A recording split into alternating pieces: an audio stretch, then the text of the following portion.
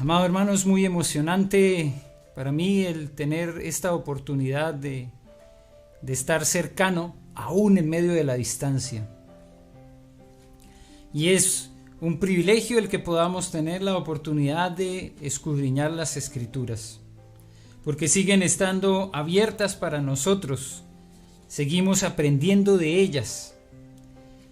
Y qué bendición que, como lo hemos estado haciendo en las últimas semanas, podamos tener una pauta, y es la del Evangelio según San Marcos. Nos hemos estado guiando por este maravilloso Evangelio, el más corto de los 4, pero supremamente sustancioso.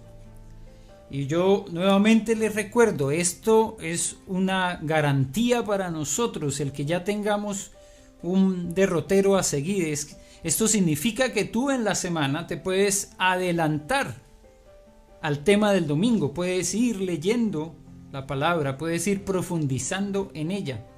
Recuerda a los hermanos de Berea, ellos se preocupaban por que el mensaje que estaban transmitiendo los apóstoles sí fuera ajustado a las Escrituras.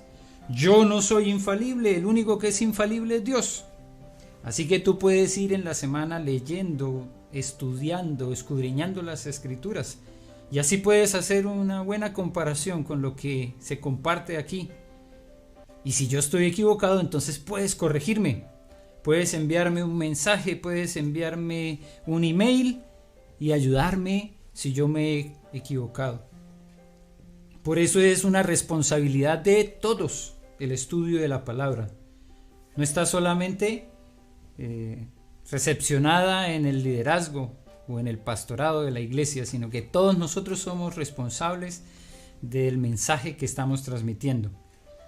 Y eso hace parte del desarrollo del crecimiento espiritual, del que estábamos hablando la semana pasada. Es un proceso en el cual todos entramos cuando llegamos a los pies del Señor. Hay una persona que todavía no conoce, no entiende nada de la Biblia. Bueno, esa persona, nosotros decimos, necesita nacer de nuevo. Nacer de nuevo significa entonces despojarnos de nosotros mismos. Dejar de confiar en nuestra sabiduría, en lo que conocemos, en lo que sabemos. Morir a nosotros mismos. Como decía el apóstol Pablo, ya no vivo yo, Cristo vive en mí. Y eso es lo que pasa con la semilla cuando va a la tierra. Muere, es enterrada.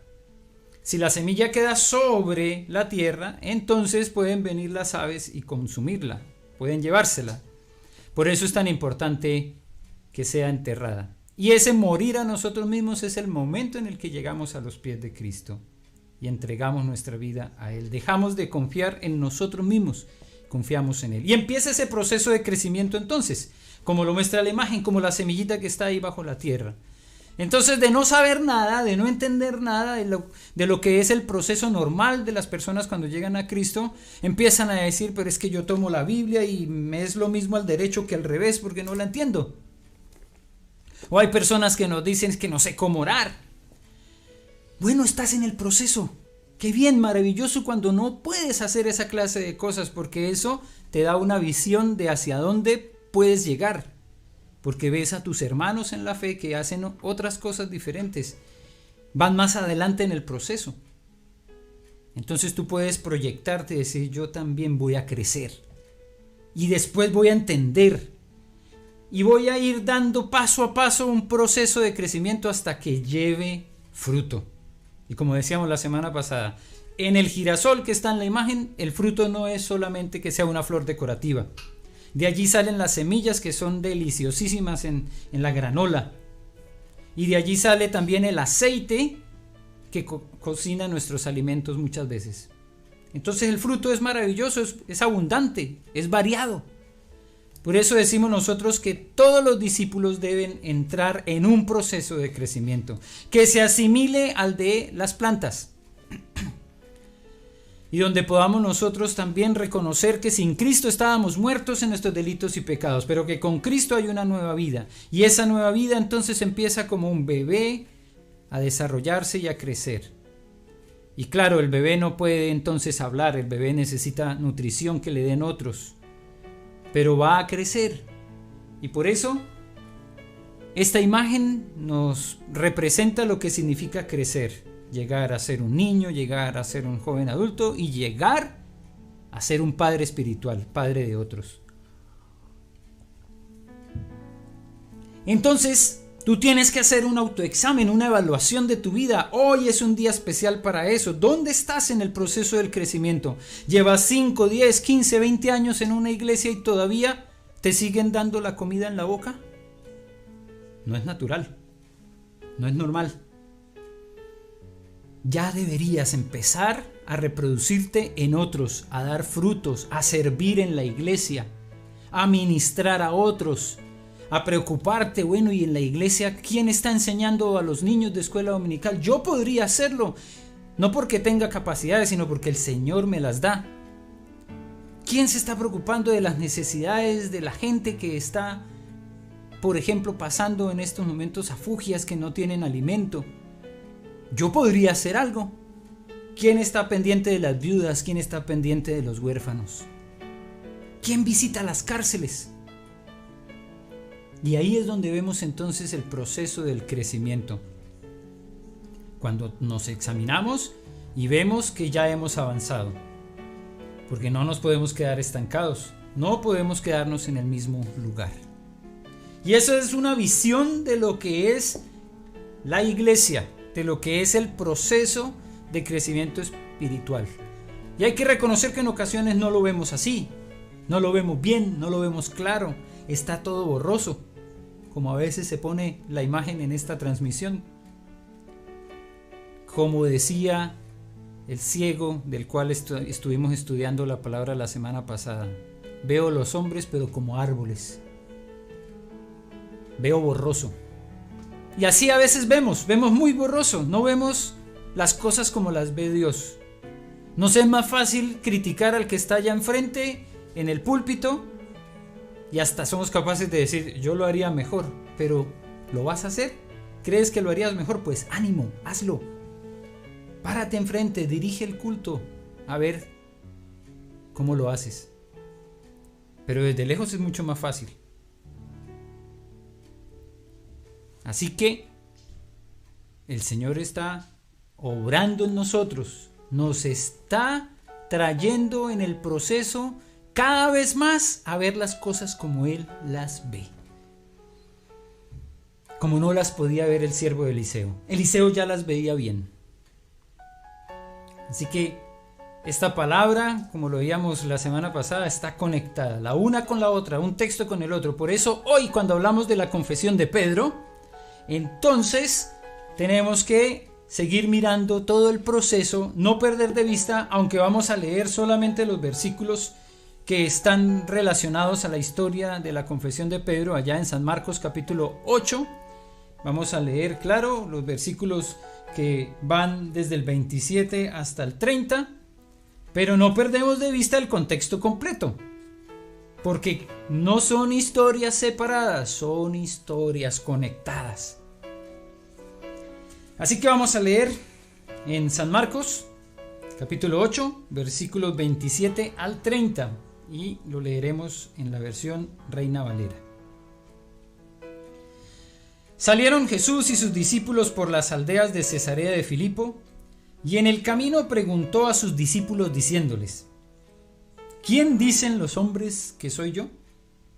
Ellos respondieron: unos Juan el Bautista, otros Elías, y otros alguno de los profetas.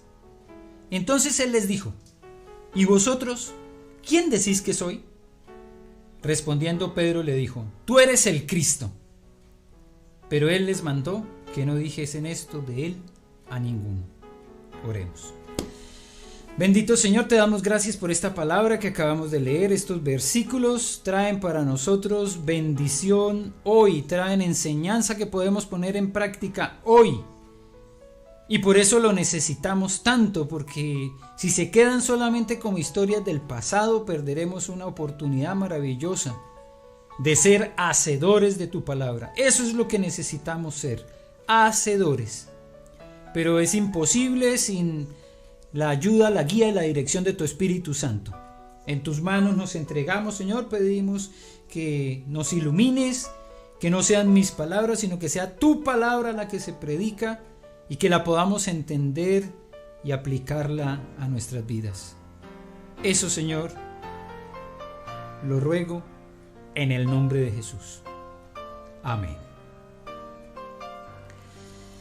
Bien, hay que reconocer entonces, si somos honestos, que todos, cuando no estamos viendo claramente, cuando percibimos solamente las cosas desde una óptica natural o humana, que necesitamos ver como Dios ve.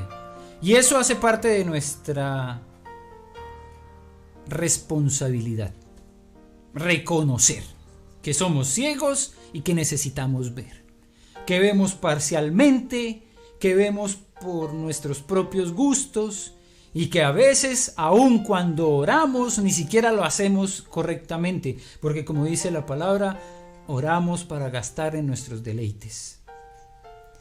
Y eso nos recuerda entonces la historia de este ciego y cómo entró en un proceso que lo llevó de ver primero borroso, velado, a poder ver claramente. Eso fue maravilloso, el poder encontrar una historia que nos habla de un proceso también y de un paso a paso en el cual nosotros cada vez vamos viendo las cosas de una mejor manera.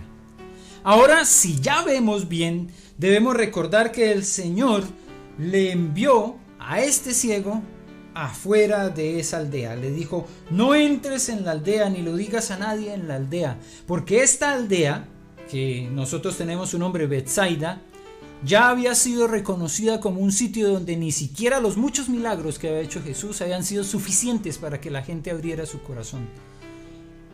Entonces le dijo al ciego: no vayas a esa aldea de ciegos, porque allá no vieron, no entendieron. Muchos milagros se hicieron, pero no fueron suficientes. No vayas a esa aldea. Y por eso era tan importante para nosotros recordar ese término de la aldea global, porque hoy todavía nosotros podemos vernos reflejados en esta, que es una aldea mucho más grande, pero que cada vez se hace más chica, cada vez es más pequeña. Te comunicas rápidamente con amados hermanos en el otro extremo del mundo, con tu familia, aunque esté lejos. Y esa aldea global entonces nos recuerda también un mundo de antivalores, un mundo de antiprincipios, que son los que nos quieren a nosotros obligar a aceptar. Cuidado, mis amados hermanos, con todo lo que este mundo te quiere meter por los ojos, que nos quiere obligar a aceptar como correcto, como normal. Es una frase fuerte que ya la hemos dicho en otros contextos, en la iglesia, en las predicaciones, y que yo sé que también posiblemente la has escuchado por fuera. Las cosas son malas, aunque la mayoría de las personas digan que son buenas, si Dios lo ha determinado así. El pecado es pecado, aunque la mayoría de las personas se ponga de acuerdo para decir que no es pecado. Y eso es lo que encontramos en la palabra, una contracultura de lo que este mundo nos quiere decir que está bien, que es correcto. Todos esos antivalores que este mundo nos quiere obligar a aceptar, porque si no los aceptamos entonces somos intolerantes. Cuidado con esa palabra. Tolerancia. Es un término que nos han estado acuñando en los últimos años para llevarnos a pensar que si no aceptamos lo que este mundo nos dice, entonces podemos ser señalados como intolerantes. ¿Saben quién es el más intolerante de todos? Dios, porque Él dice claramente en su palabra: no toleraré el pecado. Así que si tú estás en un momento histórico en el cual te encuentras así como: ¿qué hago? Estoy a la disyuntiva, pero es que todo el mundo me dice que está bien, que hay que aceptarlo, que es un mundo moderno, que somos una civilización evolucionada. yo lo tengo que aceptar porque si no me van a llamar intolerante. Cuidado, porque si es un principio de la aldea global, no es un principio del reino de Dios. Así que ahí estamos nosotros en esta realidad de lo que significa vivir en este mundo, pero no ser parte de este mundo. Eso es lo que significa el mensaje de Jesús. Yo los envío a este mundo, pero ustedes no son parte de este mundo. No se equivoquen. Ustedes en el mundo están de paso. Y como lo dijo el apóstol, son peregrinos y extranjeros. Y ahí es donde nosotros debemos ubicarnos claramente. ¿Cuáles son los principios del reino? Esos son los que yo voy a adoptar. ¿Cuáles son los valores del reino de Dios? Esos son los que yo voy a adoptar. Aquí tenemos entonces un mensaje que se conecta con lo que había estado hablando el Señor. Todavía sigue la duda entonces, si después de todo lo que les dijo Jesús, después del ejemplo que les presentó con este hombre que fue sanado, si todavía no entienden lo que ven, lo que oyen. Jesús les recordaba esto constantemente, pero ustedes no están viendo cómo son sanados los enfermos, no han visto cómo vuelven a la vida los muertos y todavía no entienden. Y claro, todavía no entendían. Ahora Jesús les hace una pregunta. Viene haciéndoles otras preguntas, pero ahora les hacen una pregunta y esta pregunta ya no está enfocada en ellos, ahora está enfocada en Jesús. En él mismo les pregunta, ¿quién soy yo? ¿Quiénes dicen los hombres que soy yo? Y aquí entonces uno se pone a pensar, ¿será que Jesús necesitaba saber quién era él? ¿Había un problema de identidad en Jesús?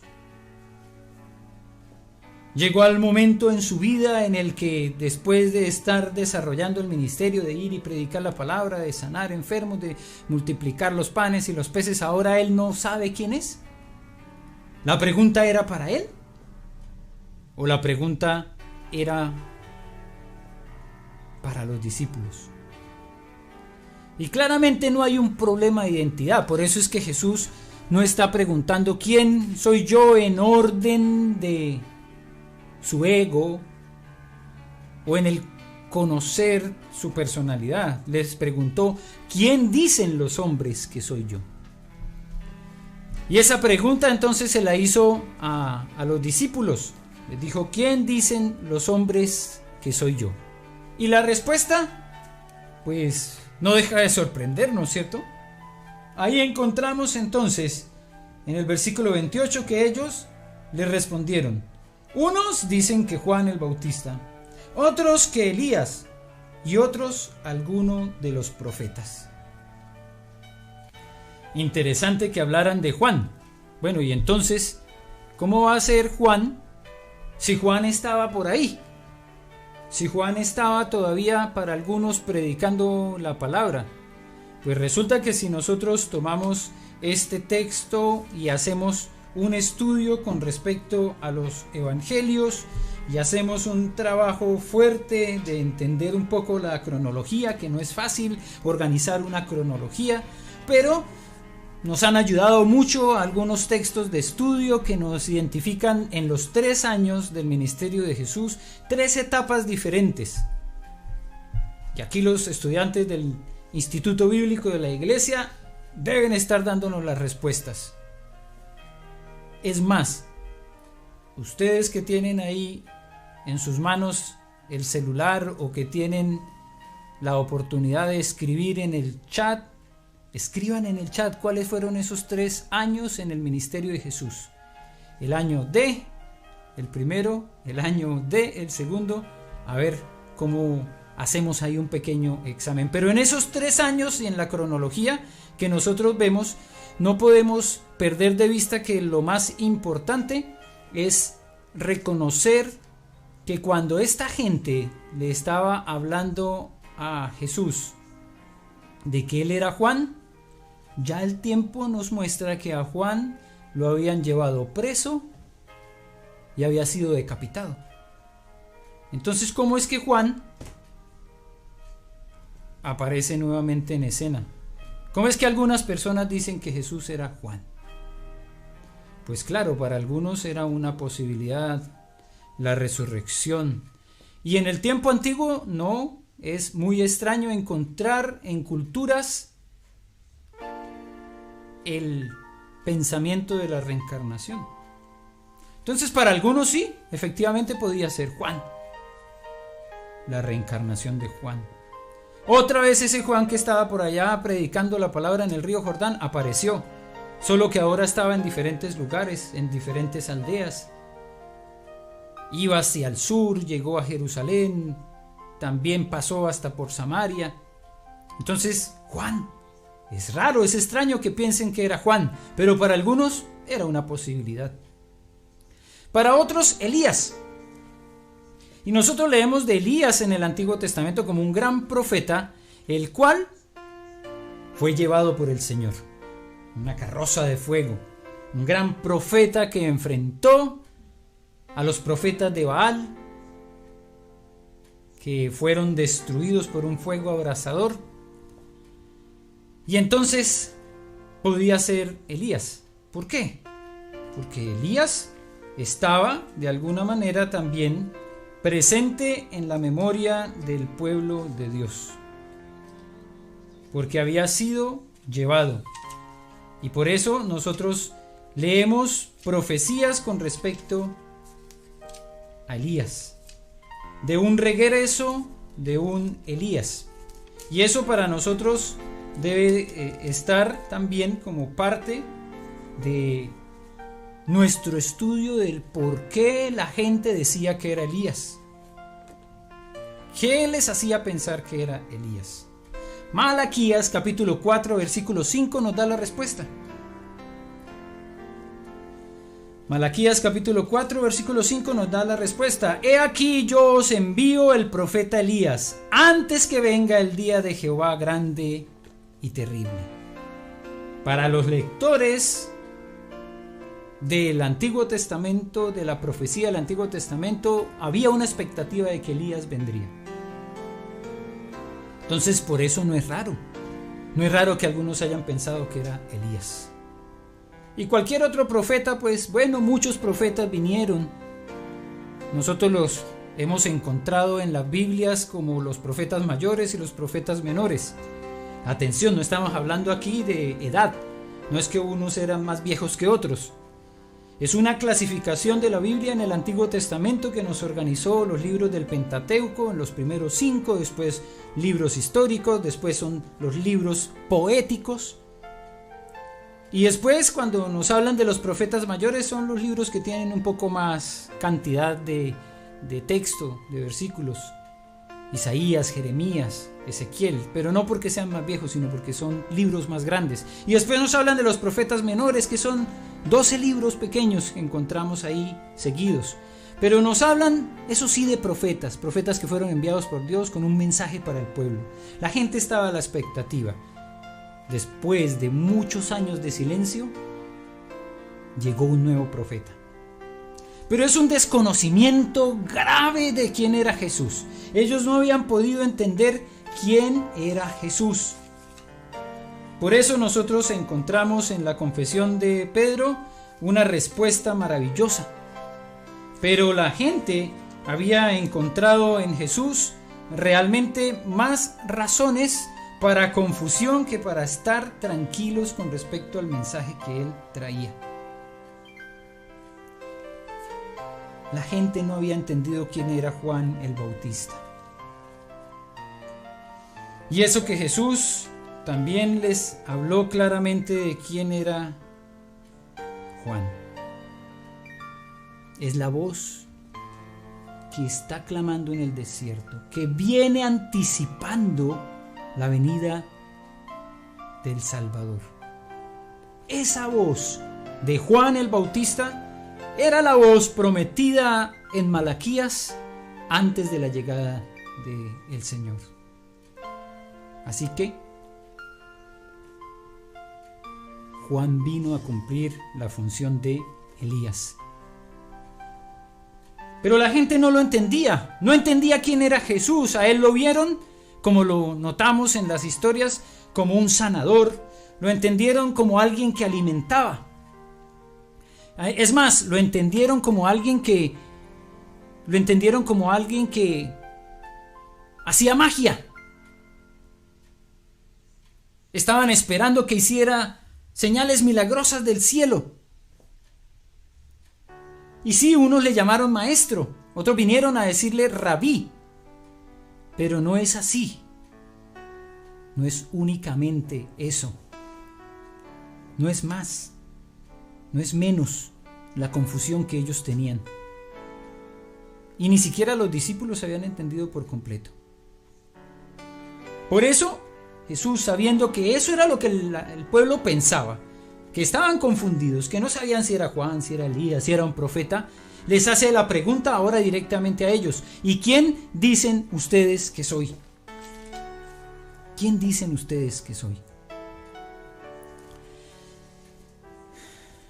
Y esta respuesta entonces viene con gran poder, pero no el poder de un hombre, sino el poder del Espíritu Santo, un poder transformador de mentes inferiores a mentes superiores, un poder que hace que nosotros podamos predicar al mundo quién es Jesús. Y lo toma en este instante a Pedro y le dice: di esto, tú eres el Cristo.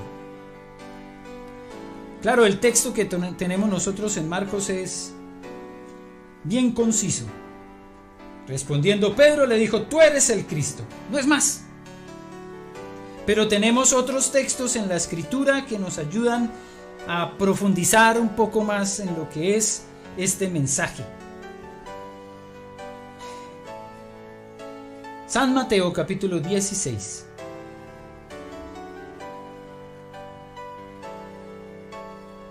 En el versículo 16. San Mateo 16, 16. Nos habla de la misma historia, la confesión de Pedro. Pero aquí se nos habla un poco más de qué fue lo que pasó. Viniendo Jesús a la región de Cesarea de Filipo, preguntó a sus discípulos diciendo: ¿quién dicen los hombres que es el Hijo del Hombre? Ellos dijeron: unos Juan el Bautista, otros Elías y otros Jeremías o alguno de los profetas. Mira el texto. Él les dijo: ¿y vosotros quién decís que soy yo? Respondiendo Simón Pedro dijo: tú eres el Cristo, el Hijo del Dios viviente.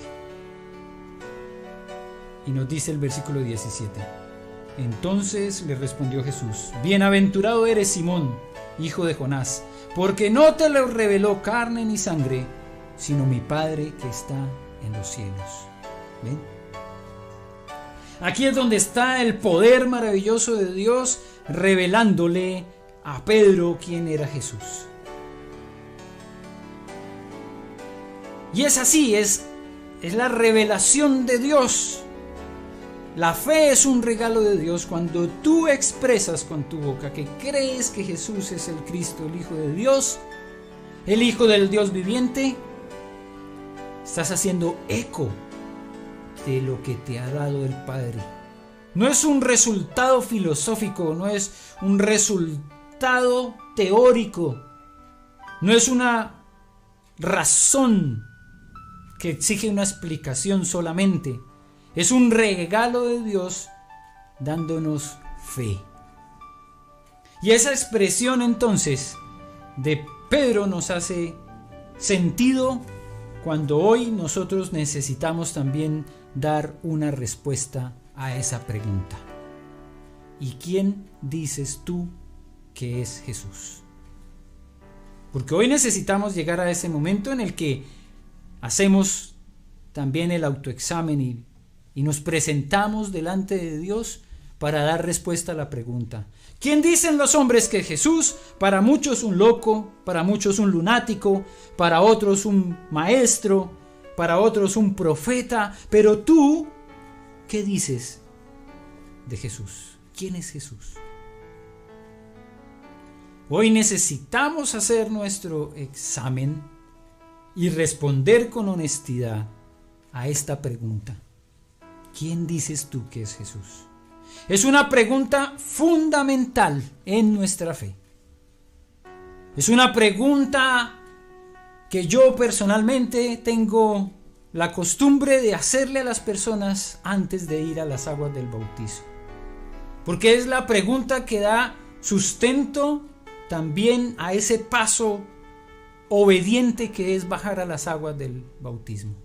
Es fundamental hoy entonces que cada uno de nosotros pueda dar respuesta a esta pregunta. ¿Quién dices tú que es Jesús? En esta imagen de cortos segundos vemos el momento maravilloso en el que este año, allí en enero en Caburga, Alfredo bajó a las aguas del bautismo, también Hugo, también Damaris, y a los tres les hice la misma pregunta. ¿Creen que Jesús es el Cristo, el Hijo del Dios viviente? Esa es la declaración de fe que debe salir de la boca de alguien que ha entregado su vida a Cristo. Pero si tú todavía no puedes dar esa respuesta, déjame decirte, todavía hay tiempo.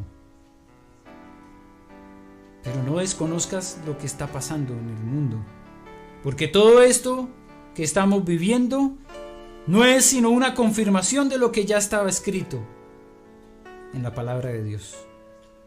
Y estamos siendo llamados cada vez más a entregarnos al Señor, a bajar nuestra prepotencia y nuestro orgullo y entregarnos a Él. Pero no te preocupes, no tienes que hacer una investigación profunda. En este momento, eso que sientes en el corazón, ese fuego que está subiendo en tu corazón, ese celo que a veces nos da, es proveniente de la misma obra que actuó en Pedro para poder decir que Jesús era el Cristo, el Hijo del Dios viviente. Es la obra del Espíritu Santo. Por eso dice 1 Corintios 12:3: por tanto os hago saber que nadie que hable por el Espíritu de Dios llama anatema a Jesús. Y nadie puede llamar a Jesús Señor sino por el Espíritu Santo. Así que si tú hoy eres capaz de decir que Jesús es el Señor, es el Cristo, el Mesías enviado, el Hijo del Dios viviente, lo estás haciendo por la obra del Espíritu Santo. Y esa obra se verá reflejada en ti.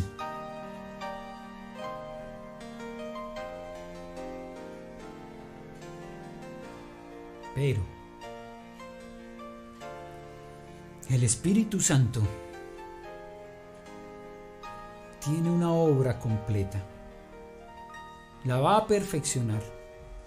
Y hoy también debemos hacer un análisis y un examen de qué estoy confesando yo con mi boca. ¿Qué es lo que estoy diciendo? ¿Está saliendo dos declaraciones diferentes por mi boca? En una digo que sí, que Jesús es el Señor, pero en la otra invalido también mi declaración, dejando de darle gloria a Dios. Hoy también podemos hacer entonces ese autoexamen. ¿Qué está saliendo por mi boca? ¿Qué declaración estoy dando al mundo de quién es Jesús? Porque Pedro tuvo su oportunidad de hacerlo ahí. Después dio como un paso hacia atrás cuando estaban enjuiciando a Jesús y él dijo: no, yo no lo conozco, no sé quién es. Y hasta con maldición dijo: no sé quién es ese hombre. Arrepentido, lloró amargamente. Y unos días después, en Pentecostés, estaba enfrente de todo el mundo predicando la palabra y diciendo: ustedes asesinaron a Jesús.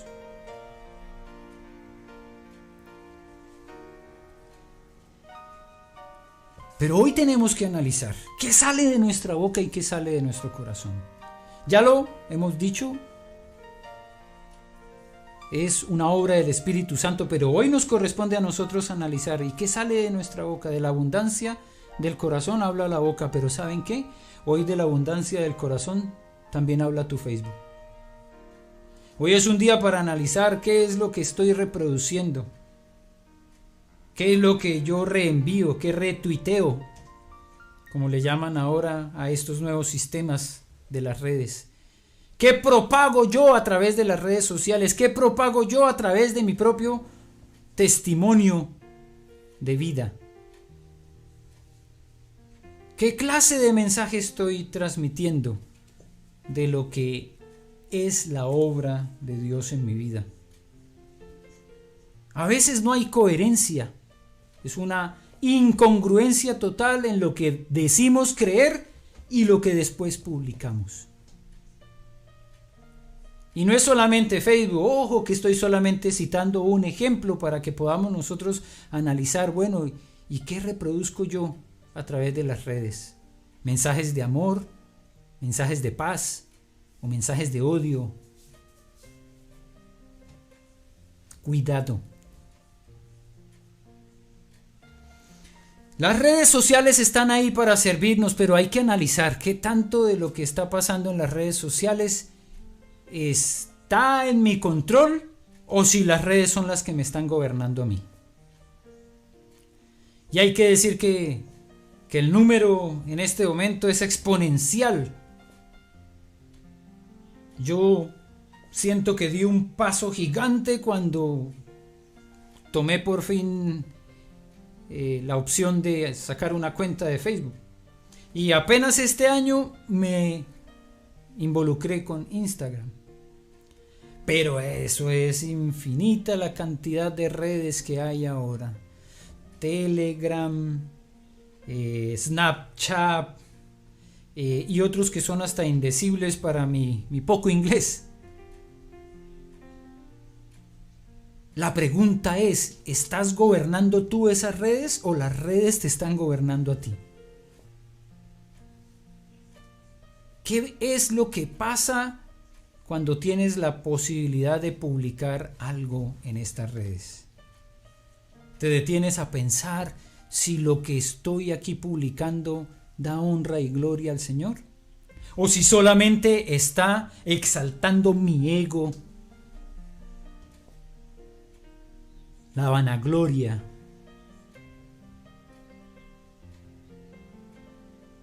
el egocentrismo? En la imagen sucedió que una chica tuvo un accidente y la mejor manera de retratar el accidente fue hacerse una selfie con el auto chocado. A veces nosotros pensamos, ¿qué tienen en la cabeza? Pero hay que analizar con nuestra vida qué testimonio estamos dando. ¿A quién estamos glorificando? Y las redes que tenemos, ¿para qué las estamos usando? El tiempo es corto. Este mundo necesita escuchar el mensaje de amor de Cristo. Pero el mensaje de amor de Cristo también es contundente. Arrepentíos, volveos a mí, venid a mí. Aprovechemos, amados hermanos, estos días para dar testimonio de Cristo. Es que tenemos que hacerlo a tiempo y fuera de tiempo. Pero este realmente es un tiempo especial para eso.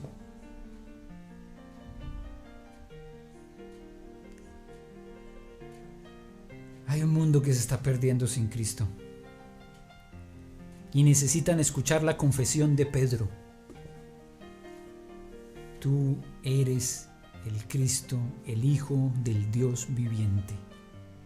Dejémonos usar por el Señor, dejémonos usar por su Santo Espíritu para hacer la voz que clama, que llama, que trae en convicción a otros a los pies de Jesús. Y si hoy tú has escuchado este mensaje y caló profundo en tu corazón y te hizo pensar, yo no he sido capaz de declarar al mundo, hoy es una oportunidad para hacerlo, que puedas, así como Pedro, decir con tu boca que crees que Jesús es el Cristo.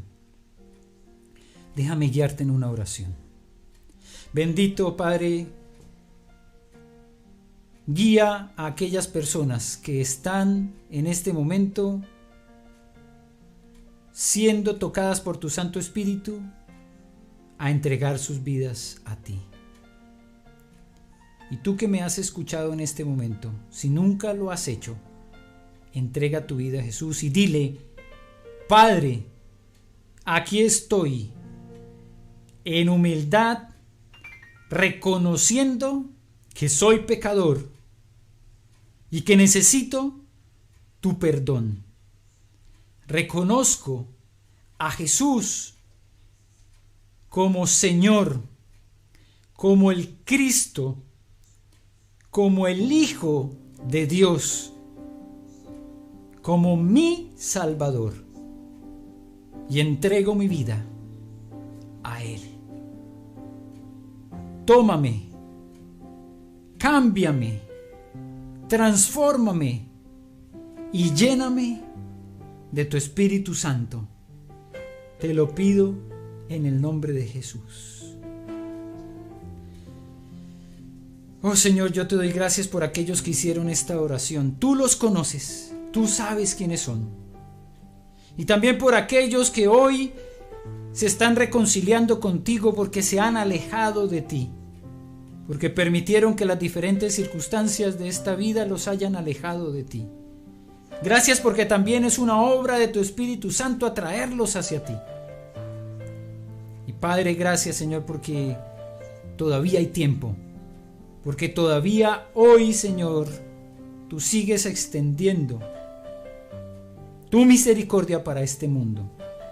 Que tu Espíritu Santo siga obrando en las vidas de tantos que necesitan venir a ti, y que nosotros podamos ser usados para dar testimonio de vida, testimonio a otros de la obra tuya. Tómanos, Señor, como siervos tuyos, y que este tiempo que estamos encerrados en nuestras casas, nos remontemos a las fronteras más allá de nuestra familia, más allá de nuestros amigos, más allá de nuestros compañeros de trabajo, y llevemos tu palabra a todo el mundo. Eso lo pedimos en el nombre de Jesús.